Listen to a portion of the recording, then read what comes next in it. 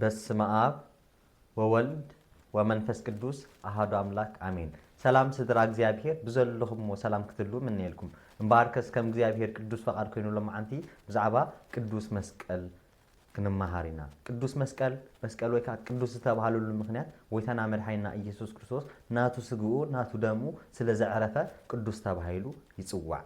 እምባርከስ ክርስቲያናት እዚ ንሕዋትኩም ሁሉ ሼር ኮፒ ሊንክ ብምግባር ከተብጽሕዎ ጣዕሚ ኣዝዩ ኣገዳሲ ስለ ዝኾነ መስቀል ንሕና ክርስቲያናት ንገብረሉ ወይተና መድኃኒና ኢየሱስ ክርስቶስ ለይና ኢሉ ካብ ቅድስት ድንግል ማርያም ዝተወልደሉ ካብኡ ሓሊፉ ከዓ ኣብ ዕፀ መስቀል ዝተሰቐለሉ ደሙ ዘፍሰሰሉ ካብኡ ሓሊፉ ከዓ ኣዴና ቅድስት ድንግል ማርያም ከም ኣደነት ገይሩ ዘዋሃበና ኣብቲ ዕፀ መስቀል ነይሩ እሞ ንሕና ከዓ መስቀል ንገብረሉ ምክንያት በዚ እዩ።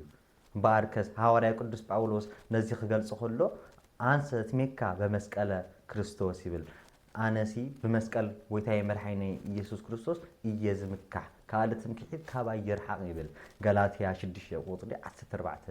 ስለዚ ሕዋተይ በመስቀል ክንሓፍር ዘይኮነሲ ክንብርትዕ ዘለና ክንሕጎስ ኢና ዘለና በቃ ከምዚ መጸበቂና ንግበሮ መስቀል ንዓና ሓይልና እዩ። መስቀል ንዓና ጽንዓትና እዩ። መስቀል ንዓና መድኃኒት ነፍስና ስለ ዝኾነ ክንጥቀመሉ ለና ኩሉ ሻዕ ክንድቅስ ኩሉ ሻዕ በቃ ኣብ ህይወትና ሁሉ ብትምህርተ መስቀል በስመ አብ ወወልድ ወመንፈስ ቅዱስ እናበልና ክንውዕል ይግባአና እዩ። ኣብ ታኽሳና ከዓ መስቀል ምግባር ከይንርስዕ ምክንያቱ ዘፍቅረን እንድሕራሉሲ መስቀል ሒዙ ይከተለኒ ስለ ዝብል ንሕና ከዓ ናይ ክርስቶስ ተኸታልያን ስለ ዝኾንና መስቀል ክንገብር ይግባአና እዩ።